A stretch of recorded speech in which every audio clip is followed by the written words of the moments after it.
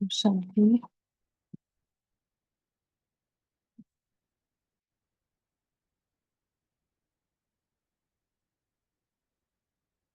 अपने इस शरीर में अपने आप को अपने ही स्थान पर देखें, खुद को देखें।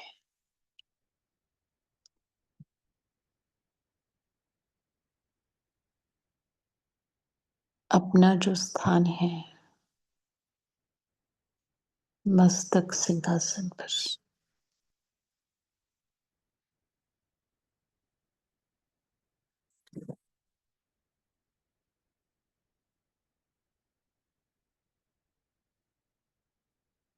अब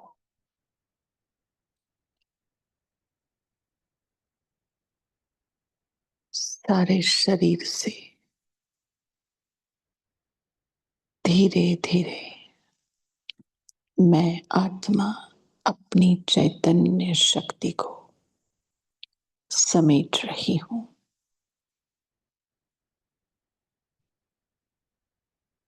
रोम रोम से, अंग अंग से अपनी चैतन्य शक्ति को मैं आत्मा समेट कर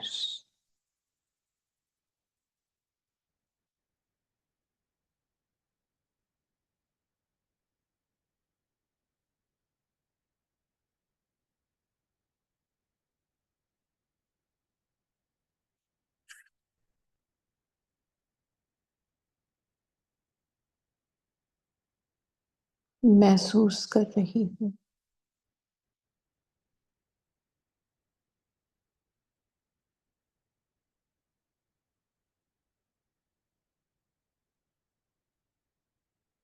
कि मेरे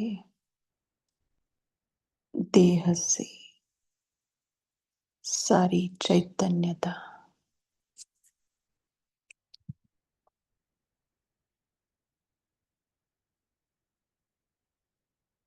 मुझ आत्मा में समा गई है और जड़ हो गया है मेरा ये शरीर। धीरे धीरे वो जड़ता को भी मैं महसूस कर रही।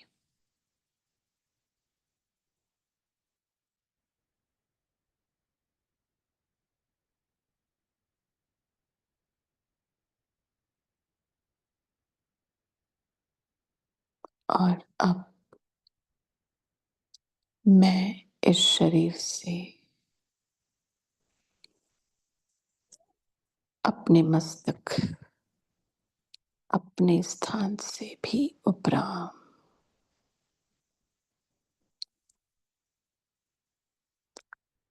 मैं अशरीरी हो जाती हूँ।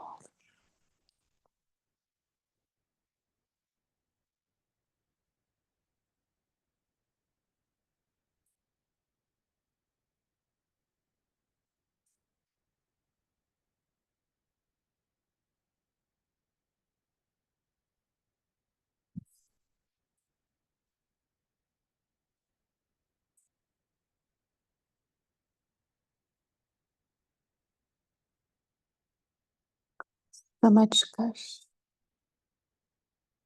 महसूस कर कर अपनी मर्जी से मैंने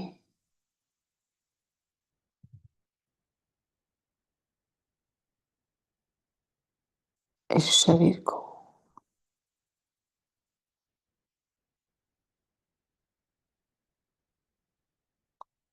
त्याग दिया है।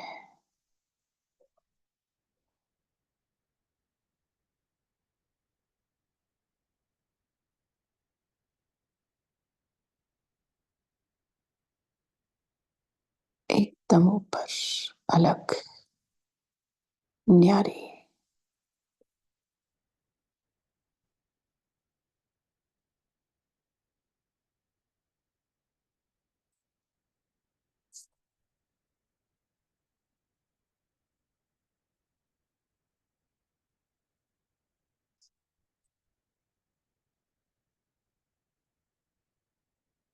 और मैं ही ऊपर से अपने इस जड़ शरीर को देख रही हूँ।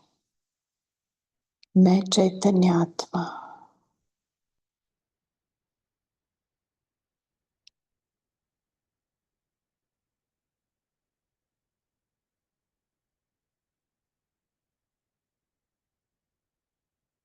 अब और ऊपर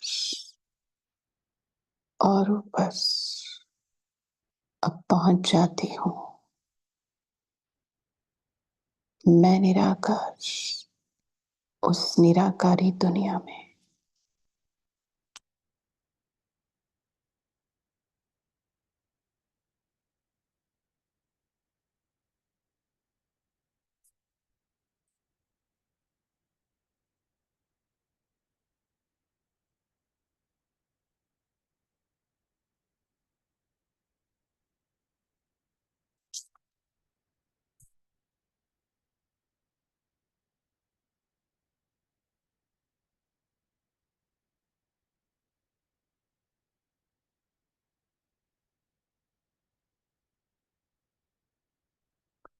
संपूर्ण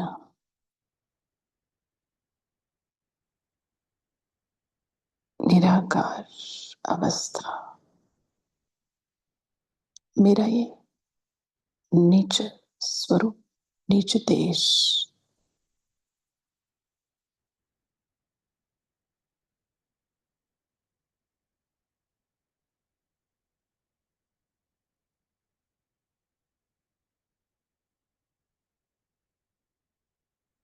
निस्तब्ध शांति,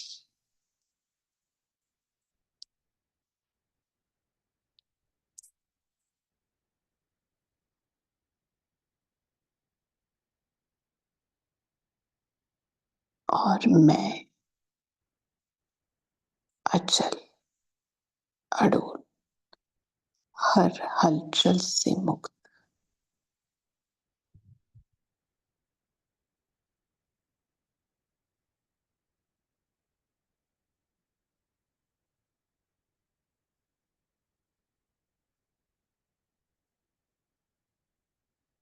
कैसी अनुभूति है। अब मेरे सम्मुख वो निराकार सुप्रीम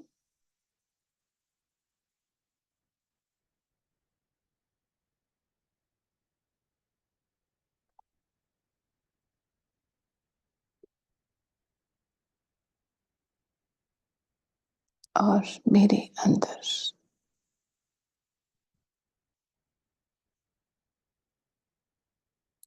उसने दी हुई निर्विकारिता और उसके जैसी निरअहंकारिता समा गई हो जैसे।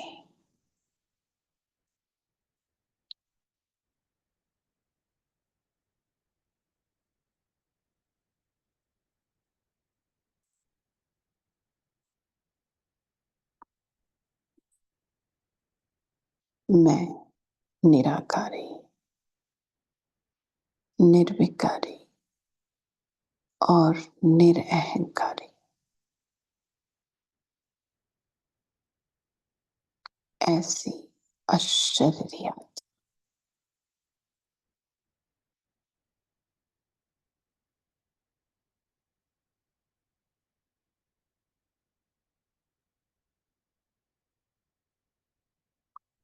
इसी स्मृति से मैं अपने जड़ शरीर में प्रवेश करती हूँ और मैं चैतन्य आत्मा अपने जड़ शरीर में प्रवेश करती।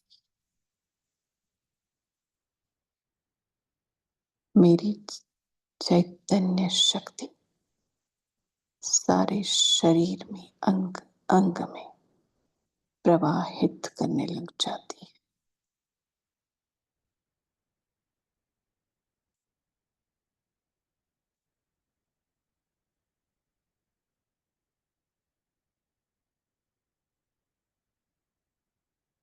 ओम शांति।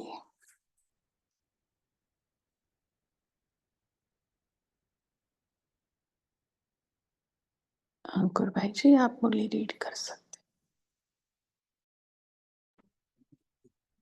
जी सिस्टर, ओम शांति, शुक्रिया। तो बाबा की याद में बाबा के महावाक्य सुनेंगे। सिस्टर, अगर मैं टाइम लिमिट ओवरशूट कर जाऊं तो प्लीज रिक्वेस्ट यू, आप मुझे बता दीजिएगा, मैं वहां पे रुक जाऊं। ओम शांति। आज की मुरली की डेट है 9 जनवरी 1983, पार्ट 2। तो बाबा ने जो पहले हमको पार्ट 1 में व्यर्थ को छोड़ने की जो टेक्निक्स बताई थी, बाबा उन पे आज और हमको टचिंग दे रहे हैं।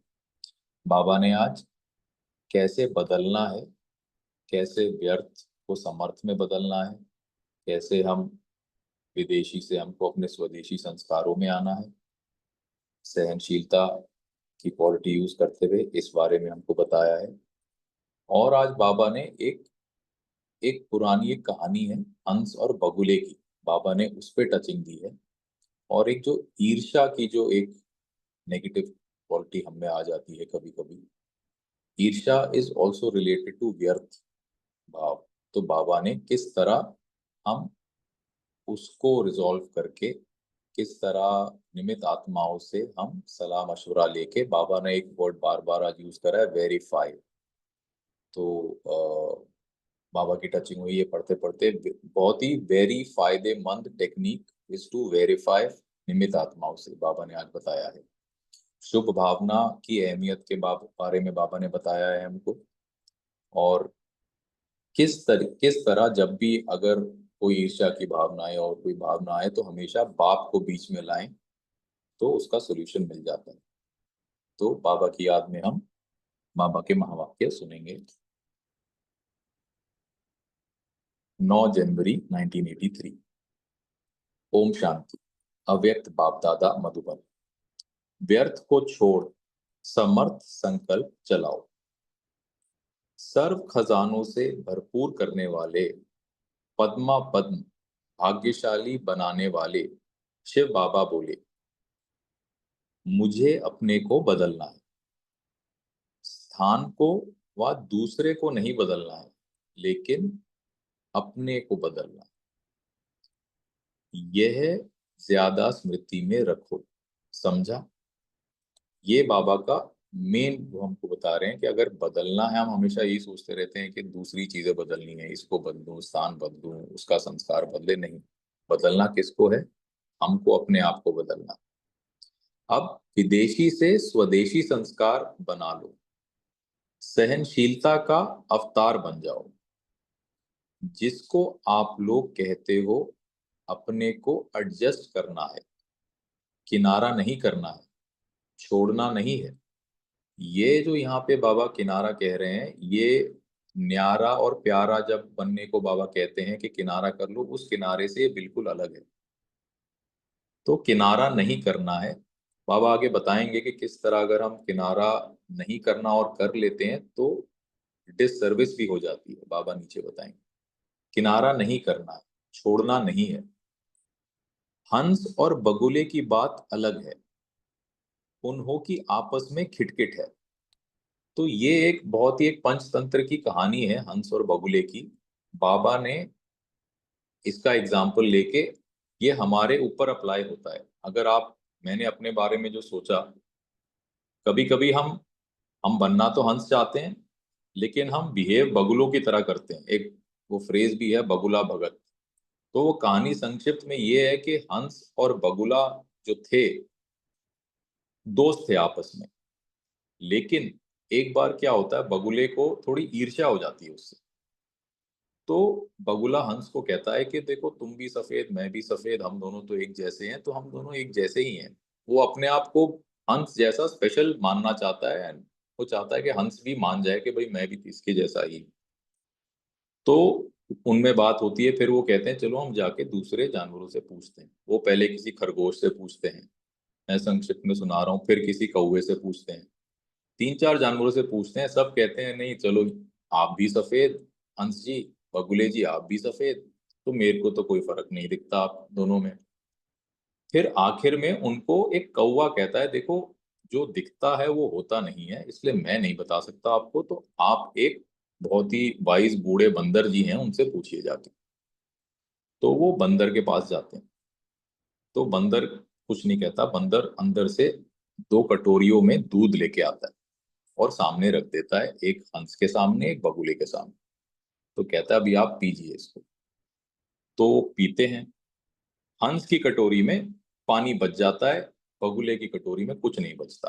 तो बंदर उनको बताता है कि यही डिफरेंस है आप में। हंस की क्वालिटी जो दिखता है वो जरूरी नहीं कि सेम हो, अगर एक जैसा दिखे। हंस की जो क्वालिटी है, हर एक की अपनी स्पेशल क्वालिटी होती है कि वो दूध और पानी में अगर मिक्स कर दो तो वो दूध पी जाता है, पानी को अलग कर देता है। तो ये आगे भी बाबा बताएंगे किस तरह हम कभी कभी, हमारा लक्ष्य है हंस बनना, लेकिन हम बगुले बन जाते हैं, ईर्ष्या करने लगते हैं। उस ईर्ष्या से व्यर्थ पैदा होता है, और उस व्यर्थ को किस तरह सुलझाया जाए, किस तरह हम वेरीफाई करें कि हम जो सोच रहे हैं वो सही है या गलत है, उसके लिए बाबा हमको आगे, जैसे मैंने बताया, वेरी फायदेमंद टेक्निक, हाउ टू वेरीफाई, बाबा हमको बताते हैं।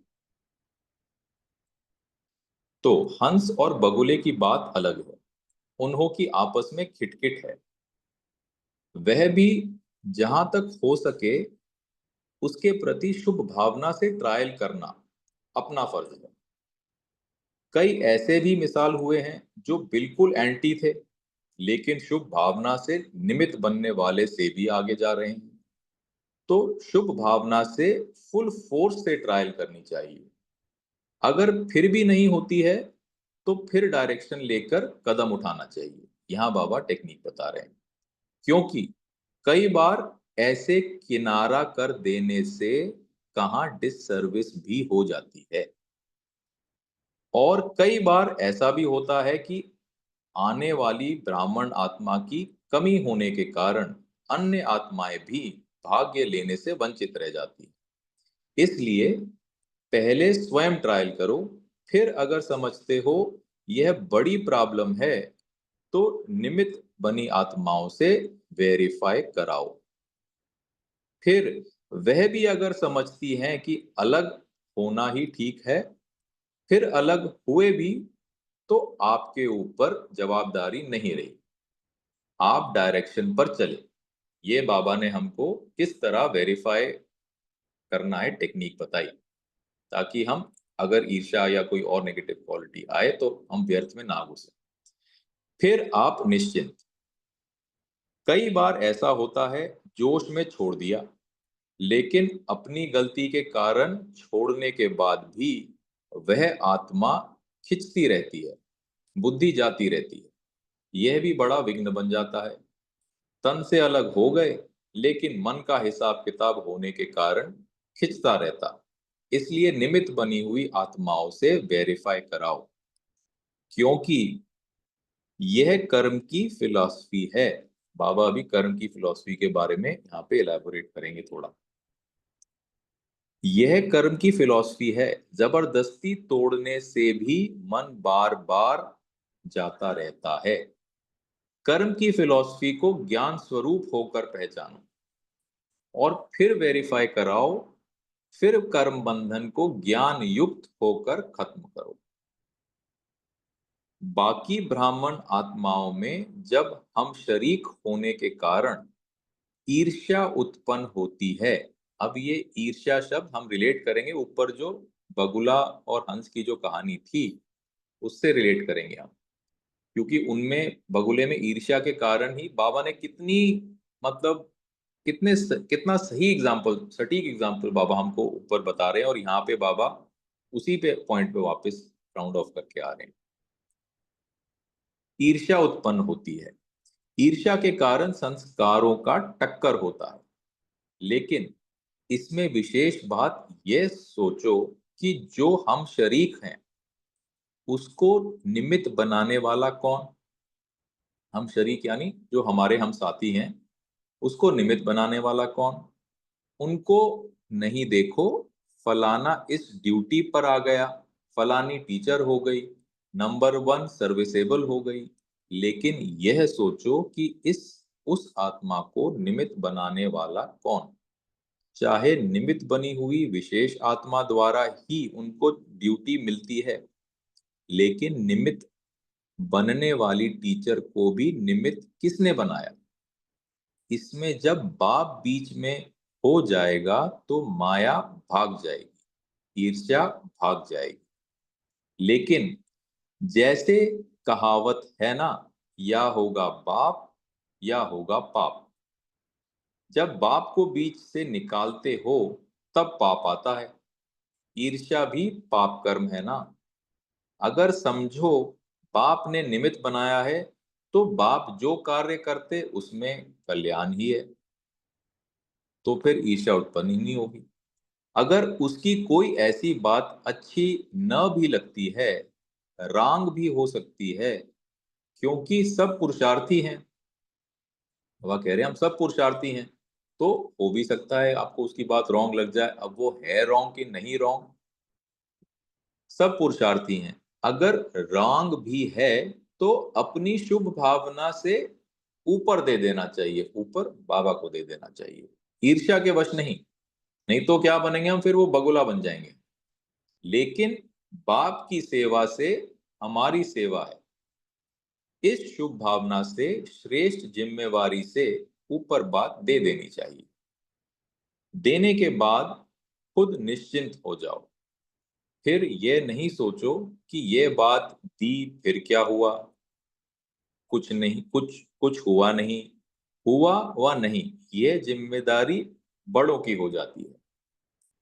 आपने शुभ भावना से दी, आपका काम है अपने को खाली करना। खाली क्यों कह रहे बाबा? अपने को लाइट रखना। अगर देखते हो बड़ों के ख्याल में बात नहीं आई तो भल दोबारा लिखो, दोबारा हम रिमाइंड कर सकते हैं, लिख सकते हैं। लेकिन जब दोबारा हम लिखते हैं तो इस भावना से नहीं। कौन सी भावना होनी चाहिए? बाबा बता रहे हैं, सेवा की भावना से। अगर हम दोबारा उनको लिख रहे हैं या रिमाइंड करा रहे हैं, अगर निमित्त बने हुए कहते हैं कि इस बात को छोड़ दो, तो अपना संकल्प और समय व्यर्थ नहीं गवाओ, ईर्ष्या नहीं करो। किसका कार्य है, किसने निमित्त बनाया है, उसको याद करो, बाबा को याद करो। किस विशेषता के कारण उनको विशेष बनाया गया है, वह विशेषता अपने में धारण करो तो रेस हो जाएगी, ना कि रीस। समझा? अपसेट कभी नहीं होना चाहिए। जिसने कुछ कहा उनसे ही पूछना चाहिए कि आपने किस भाव से कहा। अगर वह स्पष्ट नहीं करते तो निमित्त बने हुए से पूछो कि इसमें मेरी गलती क्या है। अगर ऊपर से वेरीफाई हो गया आपकी गलती नहीं है तो आप निश्चिंत हो जाओ। एक बात सभी को समझनी चाहिए कि ब्राह्मण आत्माओं द्वारा यहां ही हिसाब किताब चुकतू होना है। धर्मराजपुरी से बचने के लिए ब्राह्मण कहां न कहां निमित्त बन जाते हैं, तो घबराओ नहीं कि यह ब्राह्मण परिवार में क्या होता है। ब्राह्मणों का हिसाब किताब ब्राह्मणों द्वारा ही चुकतू होना है, तो यह चुकतू हो रहा है, इसी खुशी में रहो। ऊपर बाबा ने बताया अपसेट नहीं होना है अभी। ये सब कैसे रहे हम, खुश रहें, इसी खुशी में रहो। हिसाब किताब चुकतू हुआ और तरक्की ही तरक्की हुई। बाबा ने कर्म की फिलॉसफी बताई, फिर बाबा ने समझाया कि किस तरह कर्म की फिलॉसफी को समझकर ज्ञान युक्त होकर कैसे बाबा को ऊपर देना है। और उसके बाद कर्म की फिलॉसफी मतलब हिसाब किताब, बिकॉज कर्म की फिलॉसफी रिलेट्स टू हिसाब किताब, कि किस तरह हिसाब किताब चुकतू हुआ और चुकतू होगा तो तरक्की ही तरक्की हुई।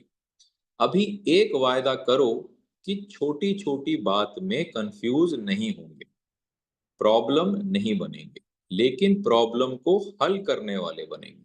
समझा? अभी बाबा अमेरिका पार्टी से बात कर रहे हैं। आप सब बाप दादा के सिर के ताज, श्रेष्ठ आत्माएं हो ना। श्रेष्ठ आत्माओं का हर संकल्प, हर बोल श्रेष्ठ होगा, कभी कभी नहीं, सदा। क्योंकि सदा का वर्षा पा रहे हो ना, तो जब सदा का वर्षा पाने के अधिकारी हो, तो स्थिति भी सदा काल की, तो स्थिति भी सदा काल की। सदा शब्द को सदा याद रखना, यही वरदान सभी बच्चे, यही वरदान सभी बच्चों को बाप दादा देते हैं।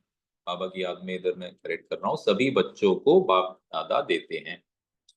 सदा खुश रहेंगे, सदा उड़ती कला में रहेंगे, सदा सर्व खजानों में संपन्न रहेंगे, ऐसे वरदान लेने वाली आत्माएं सहज योगी स्वतः हो जाती हैं। आज खुशी का दिन है। सबसे अधिक खुशी किसको है? बाप को है या बच्चों को है? बाबा पूछ रहे हैं हमसे। फिर बच्चों को है। बाप दादा को यह खुशी है कि ऐसा कोई बाप सारे वर्ल्ड में नहीं होगा जिसका हर एक बच्चा श्रेष्ठ हो। कितना ऊंचा उठा रहे हैं बाबा हमको, जिसका हर एक बच्चा श्रेष्ठ हो। बाप दादा एक एक बच्चे की अगर विशेषता का वर्णन करें तो कई वर्ष बीत जाएं। हर एक बच्चे की महिमा के बड़े बड़े शास्त्र बन जाएं। विशेष आत्मा को ऐसे निश्चय हो तो सदा मायाजीत स्वतः हो जाएंगे। मेक्सिको ग्रुप से बात कर रहे हैं अभी बाबा। जितना दूर है उतना दिल के समीप हो, ऐसा अनुभव करते हो ना। सभी ने अपनी सीट बाप दादा का दिल तक रिजर्व कर लिया है। बाप दादा एक एक रत्न की वैल्यू को जानते हैं। एक एक रत्न स्थापना के कार्य को सफल करने के निमित्त हैं। तो अपने को अपने को इतने मूल्य रत्न समझते हो? कितनी भाग्यवान आत्माएं हो जो इतनी दूर से भी बाप ने ढूंढ कर अपना बनाया। आज की दुनिया में जो बड़े बड़े विद्वान आचार्य हैं, उन्हों से आप पद्म गुणा अधिक भाग्यवान हो। बस इस खुशी में रहो कि जो जीवन में पाना था वह पा लिया। अब न्यूजीलैंड पार्टी से, न्यूजीलैंड को न्यू लैंड बना रहे हो ना। स्वयं को भी नया बनाया तो विश्व को भी नया बनाएंगे ना। अपना ऑक्यूपेशन यही सुनाते और लिखते हो ना कि हम सभी विश्व का नर्व निर्माण करने वाले हैं। तो बाबा ने जो नई दुनिया हमने बनानी है उसको बाबा न्यूजीलैंड के न्यू वर्ड से बाबा कितने मजेदार तरीके से समझा रहे हैं। तो जहां रहते हो उसको तो नया बनाएंगे ना। हर एक स्थान की अपनी विशेषता है। न्यूजीलैंड की विशेषता क्या है? न्यूजीलैंड में गए हुए भारतवासियों ने फिर से भारत के श्रेष्ठ भाग्य बनाने वाले बाप को पहचान लिया। भारत में रहते भारतवासी बच्चों ने नहीं जाना, लेकिन विदेश में रहते भारत की महिमा को और बाप को जान लिया। न्यूजीलैंड में भारत के बिछड़े हुए बच्चे अच्छे अच्छे निकले हैं। टीचर्स पीछे मिली हैं, लेकिन सर्विस की स्थापना पहले की। इसलिए हिम्मत वाले बच्चे, उमंग उल्लास वाले बच्चे विशेष। समझा? अब जर्मनी और हैम्बर्ग से सभी बाप दादा के अमूल्य रत्न। कौन से रत्न हो और कहाँ रहते हो? मस्तक मणि हो, गले का हार हो या कंगन हो। अब बाबा खुद ही बता, तीनों हैं तो बाप दादा के विशेष श्रृंगार हो गए ना। सभी को यह नशा है ना कि हम विश्व के विशेष हाँ, कि हम विश्व के विशेष के मालिक के बालक हैं। इसी नशे में खुशी में सदा नाचते रहो। बाप के हाथ में हाथ है, बाप के साथ खुशी में सारा समय नाचो। बाप दादा की कंपनी और बाप दादा के परिवार के हो। अभी और कहाँ क्लब आदि में जाने की आवश्यकता है। तो बाबा कितनी अच्छी बात कह रहे हैं कि हमको कभी क्लब जाना होता है, वहां जाने का मन करता है। क्यों जाना? हम बाप दादा की कंपनी में, क्लब में क्या कंपनी ढूंढेंगे हम? बाप दादा की कंपनी और बाप दादा के परिवार के हो, तो अभी और कहाँ क्लब आदि में जाने की आवश्यकता नहीं।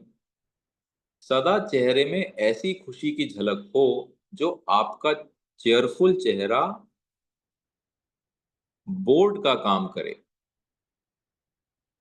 इसमें स्वतः एडवर्टाइज हो जाएगी। बाप दादा को भी बाप दादा को भी ग्रुप को देख करके खुशी हो रही है। जिस भी स्थान पर रहते हो, उस स्थान से बहुत चुने हुए रत्न बाप दादा ने जो निकाले हैं, वह रत्न यहां पहुंच गए। बाप दादा की इलेक्शन में विशेष बाप दादा की बाबा की याद में करेक्ट कर रहा हूं, आई थिंक ये सिलेक्शन है। बाप दादा की सिलेक्शन में विशेष आत्माएं हो, या बाप इलेक्शन ही वो होगा शायद। बाप दादा की इलेक्शन में विशेष आत्माएं हो। बाबा ने इलेक्ट करके, हमको इलेक्ट करके, सिलेक्ट करके बुलाया है। जिन ये जो जर्मन और हैम्बर्ग पार्टी से बात कर रहे हैं, लेकिन ये हम पे भी अप्लाई होता है। इस इलेक्शन में मिनिस्टर आदि नहीं बनते, लेकिन यहाँ तो मिनिस्टर नहीं बनते हम। यहाँ क्या बनते हैं? यहाँ तो विश्व महाराजा बनते हो। बाबा की याद में आप प्यार लेंगे।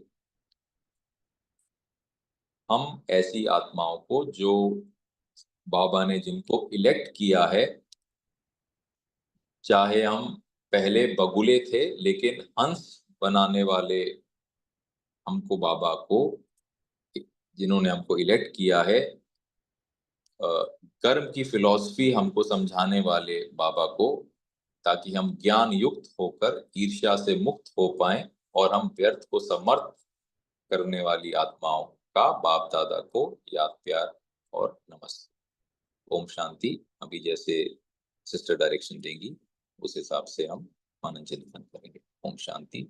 30 सेकंड्स के लिए साइलेंस के बाद।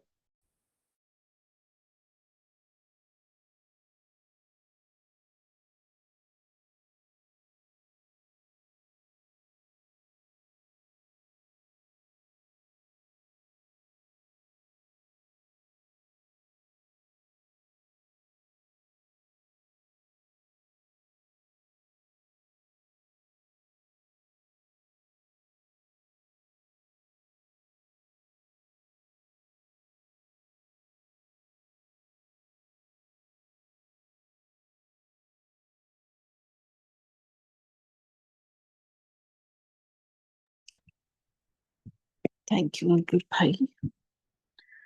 टाइम पे खत्म हुआ मुरली। शुक्रिया आपका। चलो बताओ, कौन सी समझानी अच्छी लगी बाबा की? अच्छी माना समझ में आई इसलिए अच्छी लगी। वैसे तो बाबा की हर समझानी अच्छी समझ में नहीं आती है तो भी अच्छी लगती है, समझ में आती है तो थोड़ा ज्यादा अच्छी लगती है। बोलिए तारा बहन। जी दीदी, ओम शांति। तो आज ये पॉइंट मुझे बहुत अच्छा लगा। ईर्ष्या के कारण हमारे संस्कारों की टक्कर होती है, क्योंकि हम ईर्ष्या जब करते हैं तो टक्कर होती है। तो बाबा ने कहा है कि ऐसे सोचो कि आत्माओं को निमित्त बनाने वाला कौन है, टीचर को किसने निमित्त बनाया है।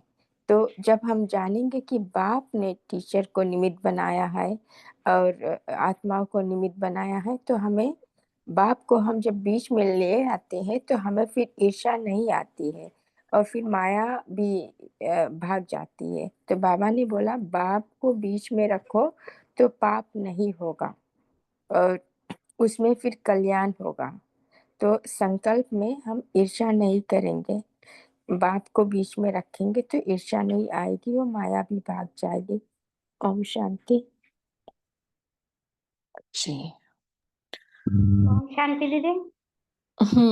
बोलिए।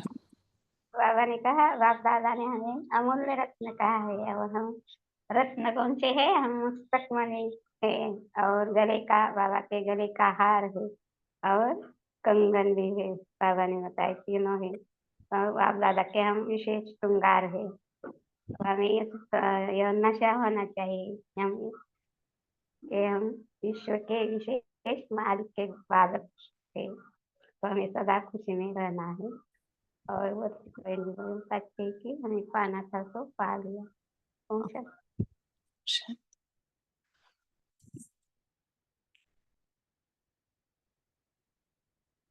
ओम शांति। हाँ, ओम शांति। बोलिए। बाबा ने आज सदा शब्द को अंडरलाइन करने के लिए कहा।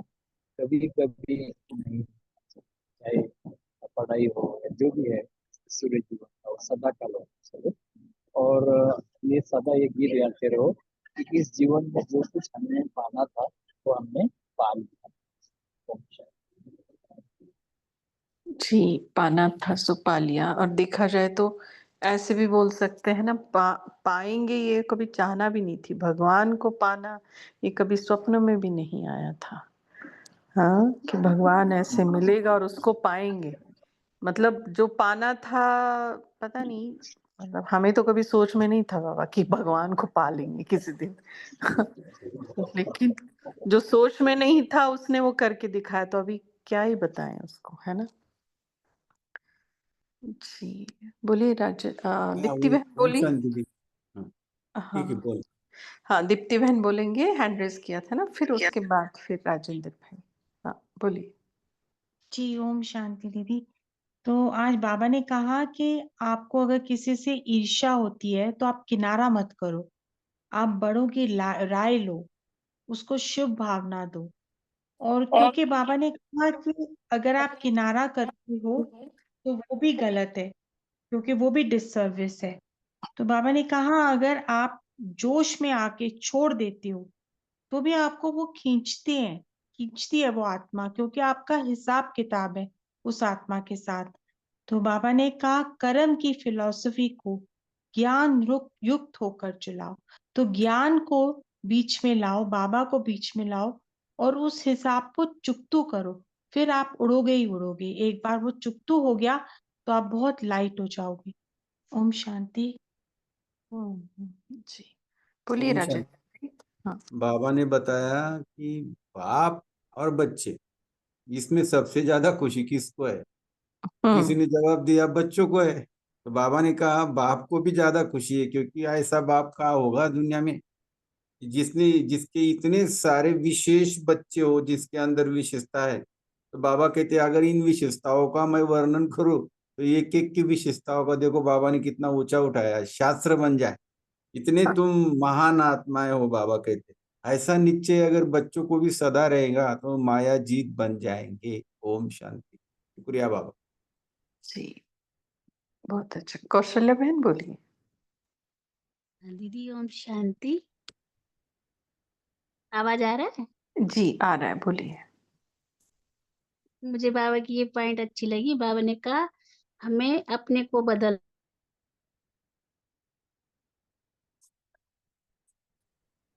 बदलना है या ज्यादा, बाबा ने कहा स्मृति में रखो। फिर बाबा ने ये भी बोला देसी से स्वदेशी संस्कार बना लो। फिर बाबा ने ये भी बोला कि सहनशीलता का अवतार बन जाओ, जिसको अपने को, तुम कहते हो ना अपने को एडजस्ट करना है। फिर बाबा ने कहा किनारा नहीं छोड़ना नहीं है, खुद को बदलना है। ये पॉइंट दीदी मुझे अच्छी लगी। ओम शांति। जी, बोलिए आद्या बहन। ओम शांति दीदी। जैसे आज बाबा ने बोले ना बग और हंस, बग और हंस में कितना फर्क है। जैसे 2 कटोरी में दूध रख दे और बग ने दूध को सारी पानी के साथ पी लिया, लेकिन हंस ने किया कि आप पानी को छोड़ दिया और दूध को पी लिया। मेरी आवाज आ रही दीदी?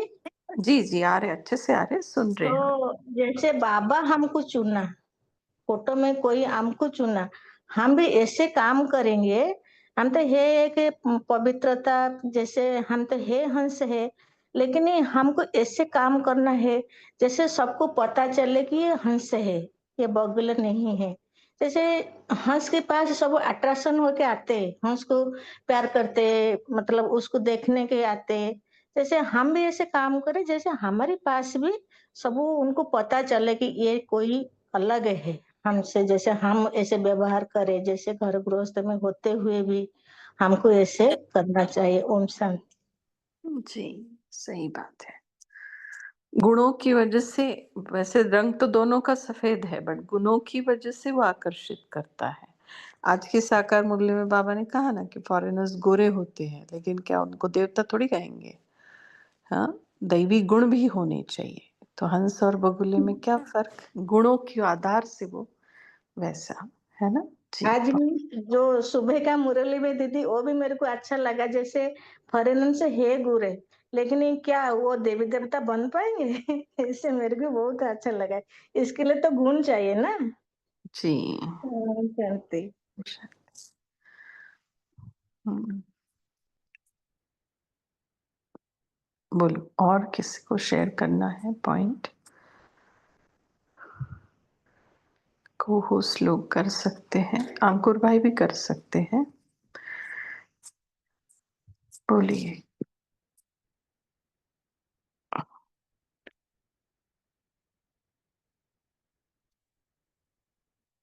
हाँ, बोलिए अंकुर भाई। जी, तो ये मुझे आज पढ़ते पढ़ते ये टचिंग हुई कि बाबा एटलीस्ट मुझे, आत्मा को ये भी बताना चाह रहे हैं कि हम बनना तो हंस चाहते हैं, लेकिन कभी कभी परिवार में या काम पे या मतलब ईर्ष्या से मिलते जुलते जो नेगेटिव फीलिंग्स हैं वो सडनली उत्पन्न हो जाती हैं। तो वो बाबा ने जो कहानी की तरफ हमारा ध्यान खिंचवाया है कि कभी कभी हम बनना तो हमारा टारगेट है हंस बनना, लेकिन हम बगुलों की जैसे बिहेव करते हैं।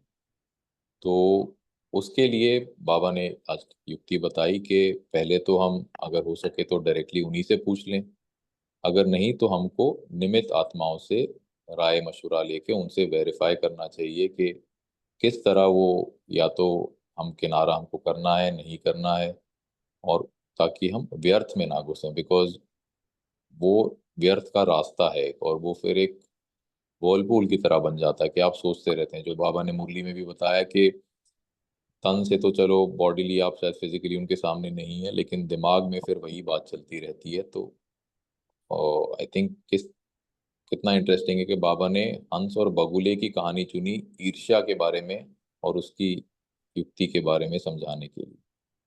ओम शांति। जी, क्योंकि हम जिन्स भी शब्द यूज किया ना बाबा ने, ईर्ष्या कहाँ होती है ऐसे, बिल्कुल। और ये हम जिन्स तो है नहीं, लेकिन एक जैसे दिखते हैं तो उसी में उसको ये हो गया। जी, शुभम भाई बोलिए। ओम शांति। आज बाबा ने बताया कि मतलब अगर किसी के स्वभाव संस्कारों के साथ अपना अगर टकराव होता है, तो जैसे बाबा बोलता है ना, अपने को लॉफुल बनना है, लेकिन लॉफुल बनना है बस अपने कर्मों के लिए, औरों के कर्मों के लिए नहीं। हम क्या करते हैं खुद के कर्मों के लिए, मतलब बाबा बोलते हैं ना, कभी कभी हम रीजंस देते हैं अपने, मतलब हमसे क्यों पुरुषार्थ अच्छा नहीं हो रहा है, लेकिन दूसरों की, मतलब दूसरों के अवगुण जल्दी देख लेते हैं, इसलिए ईर्ष्या या फिर स्वभाव संस्कारों का टकराव हो जाता है। तो बाबा ने कहा है कि यहाँ पे अपने को सहनशीलता ये करना है, मतलब इस शक्ति का यूज करना है। अगर कुछ होता है तो लॉ हाथ में नहीं उठाना है, जो निमित्त बने हुए उनको पूछना है, और फिर बस ये समझ लेना, मतलब कि बाबा ने उनको निमित्त बनाया तो उनके ऊपर छोड़कर निश्चिंत हो जाना है। और बाबा ने ये एक अच्छी पॉइंट बताई कि मतलब धर्मराज पुरी से बचने के लिए ब्राह्मण यहाँ पे निमित्त बनते हैं। मतलब हम सोचते कि अभी तो भगवान के बन गए, मतलब निमित्त टीचर्स जो भी है इतने सालों से है, फिर भी उनके संस्कार ऐसे क्यों, मतलब कभी कभी टीचर से नहीं बनती, कभी कभी स्टूडेंट से नहीं बनती, वो बहुत सालों से चल रहे फिर भी उनके संस्कार क्यों नहीं बदली हुए। तो बाबा ने कहा है कि ब्राह्मणों की माला तो नहीं बनती ना, क्योंकि उनकी हमेशा एक जैसी स्थिति नहीं होती। तो बाबा कहते हैं कि यहाँ पे ब्राह्मणों का हिसाब किताब ब्राह्मणों द्वारा ही चुकता होना है, तो इसमें खुशी रह मतलब अपने को खुश रहना चाहिए, इसमें घबराना नहीं चाहिए कि भगवान के परिवार में भी ऐसा क्यों होता है ऐसे। इसमें हिसाब किताब चुकता होगा तो अपनी ही तरक्की होगी। जी, बहुत अच्छा। बोलिए विनीता बहन, बोलिए पहले आप। ओम शांति दीदी। बाबा आज बोले कि एक बात सभी को समझनी चाहिए कि ब्राह्मण आत्माओं द्वारा यहाँ ही सारा हिसाब किताब चुकता होना है, और ये चीज धर्मराज पुरी की सजा से बचने के लिए, और इसके चलते ही ब्राह्मण ही आपस में कहाँ ना कहाँ निमित्त बन जाते हैं किसी भी तरह कर्मों का हिसाब किताब जो होता है, क्योंकि यहाँ हम लोग चुका ले रहे हैं। तो इसे ज्ञान युक्त होकर, योग युक्त होकर जरूर चुका लेना चाहिए, क्योंकि अगर कभी कई बार हम किनारा कर लेते हैं तो वो फिर कभी कहीं ऐसा ना हो कि बड़े रूप में आ जाए। तो पता नहीं क्यों अभी धीरे धीरे करके ना दीदी, बाबा ही कुछ ऐसा करा रहे हैं कि पहले जिन बातों में बहुत क्वेश्चन उठता था, तो वो अपने आप से एक एक पॉइंट करके हम, मुझे लग रहा है पर डे कुछ डेवलपमेंट इस टाइप का आ रहा है। तो बहुत अच्छा लग रहा है कि सच बात है, ये अव्यक्त मुरली का भी कमाल होता है। जैसे आज ही हम लोग सेवा में कहीं गए थे, तो इस तरह की बातें हुई, तो मेरे मन में पहले जैसे किसी के लिए मैं बोलती नहीं थी, पर मन में आता था कि ऐसे क्यों बोला, मैंने इतना बोलना चाहिए था, ये जरूर। पर अभी जैसे वो आया ना ख्याल, फिर मैं सोची कि नहीं, ठीक, जिसको जैसा समझ वो चीज से हिसाब से बोले हैं, तो बाबा उनसे बुलवाया, मतलब मुझे क्वेश्चन में नहीं उठाना, मैं कौन होती हूँ क्वेश्चन उठाने, माइंड में भी नहीं उठाना। तो बहुत शांत और बहुत सुकून से मैं वापस चलाई कि मुझे किसी की कमी देखनी ही नहीं। शांति दीदी। जी, बहुत अच्छा। ओम शांति। बोलिए संगीता बहन। जी ओम शांति दीदी जी। थैंक यू अंकुर भैया जी, आपने बहुत बहुत ही अच्छी मुरली पढ़ी, और आपकी आवाज में भी इतनी बुलंद है कि एकदम क्लियर आती है। तो जो विनीता बहन जी ने कहा उसी से हम सहमत है कि ये हम ब्राह्मण आत्माओं का लास्ट जन्म है, और जिस आत्माओं से हमारे हिसाब किताब है वही हमारे संपर्क में आते हैं। तो कई से तो मिलनसार होते ही हैं, लेकिन परंतु कई आत्माओं से हमारे संस्कार मिलते नहीं हैं, तो वो विपरीत हो जाते हैं। तो इस सिचुएशन में हमें निभाना है उन आत्माओं का, क्योंकि अभी हमें अपना हिसाब किताब कंप्लीटली नलीफाई करके, क्योंकि सतयुग में तो सब मिलने ही वाले हैं, तो अभी हमारे सारे हिसाब किताब मिलनसार करके उसको निभाना है, चुप रह के योग की शक्ति दे के उसको। और जिसके साथ हमारा कनेक्शन ओवर हो गया है, उस आत्मा के साथ ऑटोमेटिकली हम अलग हो जाएंगे। जैसे कभी स्थान बदलना पड़ता है, कोई कहीं और चले जाते हैं, तो अकाउंट जैसे क्लियर हो जाते तो हम अलग भी हो जाते हैं। ओम शांति। जी, बोलिए तेजल बहन। ओम शांति। तो सबने इतना अच्छा शेयरिंग किया और मैंने आज की वाणी में सुन नहीं पाई, लेकिन अभी जो विनीता सिस्टर ने शेयर किया उसके ऊपर से भी कुछ ऐड करना चाहेंगे कि बाबा जो हमें हर रोज एक पार्ट पढ़ाता है, दूसरा पार्ट पढ़ाता है और फिर उसका रिपीटेशन भी इतना ही कराता है। ये क्यों है? क्योंकि वो हमें कहीं ना कहीं अंदर सूक्ष्म तक हम उसको धारण करते हैं, और हमारी धारणा जब भी अंदर तक एकदम पक्की हो जाती है तो फिर बाहर वो आती है। सबके साथ सर्कमस्टेंसेस जब बनते हैं तो हम उसको झेल पाते हैं और हम उसको फाइट बैक कर पाते हैं, या तो जो भी चुप रहना है, या तो सहन करना है, या तो शांत रहना है, जो भी करना है उसका। तो वो धारणा आती है रूप में, बाहर रूप में आती है। वो इतनी अच्छी बात है।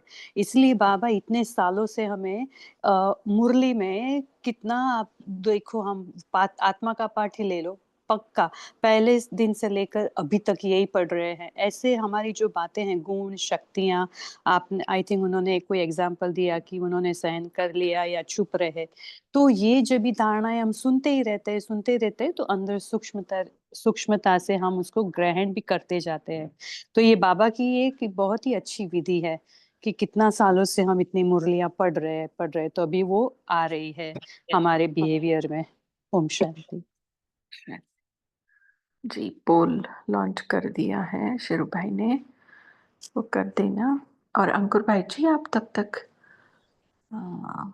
होमवर्क दीजिएगा। ओम शांति दीदी। अच्छा, बोलिए बोलिए। सॉरी, मैं बीच में बोली, सॉरी। जी, बोलिए। एक है ना अनुभव थोड़ा सा सुनाना चाहती थी। पहले जैसे किसी के प्रति आज बाबा ने बोला ना हंस और बगुला, चेक किया कि है ना एक बार है ना किसी आत्मा के साथ जैसे कार्मिक हिसाब किताब होते हैं ना, तो अंदर से एक बगुले वाली है ना वृत्ति थी, तो उसे स्वीकार भी नहीं कर पा रहे थे अच्छे से।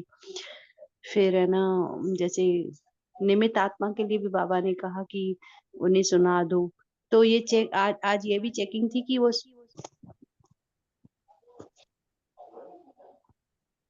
ये भी चेक कर रहे थे कि वो निमित्त आत्मा को किस भावना से सुनाया था। उसमें भी वो बगुले वाली वृत्ति थी, थोड़ा सा होता है ना हिसाब किताब वाला ही, जो ईर्ष्या वाला।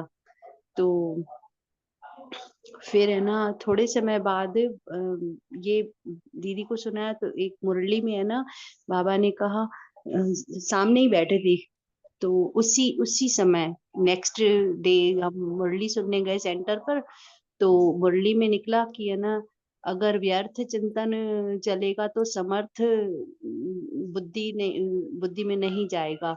अगर सोने का बर्तन बनाना है तो उस समय ना बाबा की दृष्टि हमारी तरफ थी दीदी द्वारा। तो उस समय वो है ना बुद्धि को टच हुआ ये पॉइंट कि है ना व्यर्थ है ये। और जो बगुले की तरह शिकायत में कहा ना लास्ट डे, वो वाली बात अंदर ही अंदर मतलब अंदर ही अंदर वो मजा नहीं आ रहा था वो बोलने के बाद भी, क्योंकि वृत्ति नहीं थी ना शुद्ध। तो धीरे धीरे उससे स्वीकार किया और शुभ भावना रखी, उस आत्मा को स्वीकारा, अपने आप को स्वीकारा, ये सब बाबा को सौंपा लिखकर। तो ये देखा कि वो बगुले वाली वृत्ति चेंज होकर हंस बुद्धि बनी। और इस तरीके से है ना बाबा ने मुझ आत्मा को एक सिखाया, और ये खुद को भी एनालाइज हुआ कि इस बार है ना वो पानी अलग कर पाए और शुद्ध दूध ग्रहण किया इस बार। तो स्वयं को स्वयं ही स्वीकारा भी, और बाबा द्वारा है ना बुद्धि को शुद्ध हुआ, शुद्धिकरण हुआ इस तरह। ओम शांति। शांति, बहुत अच्छा प्रैक्टिकल एक्सपीरियंस शेयर करने के लिए। और हमें स्क्रीन पे दिखाई नहीं दे रहा है किसी ने हैंड रेज किया ये किया, तो एक आध पॉइंट कोई शेयर करें और फिर उसके बाद अंकुर भाई करेंगे होमवर्क। बोलिए।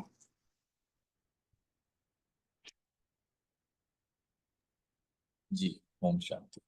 तो कल के लिए हम होमवर्क ये लेंगे, हम चेक करेंगे अपने आप को कि कब कब हमारी वृत्ति एटीट्यूड हम हंस से थोड़ा बगुले की तरफ हम बनते हैं।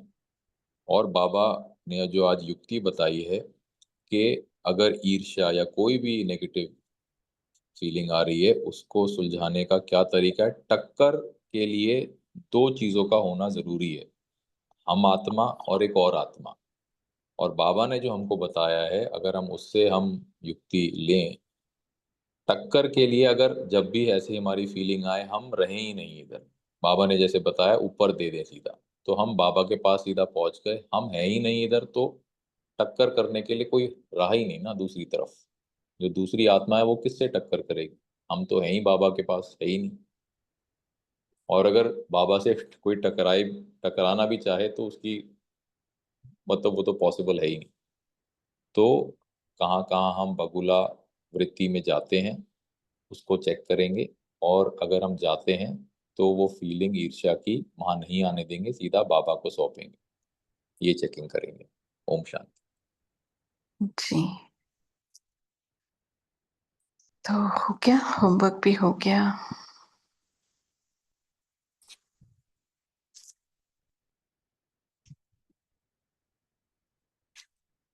पोल भी हो गया। ठीक है,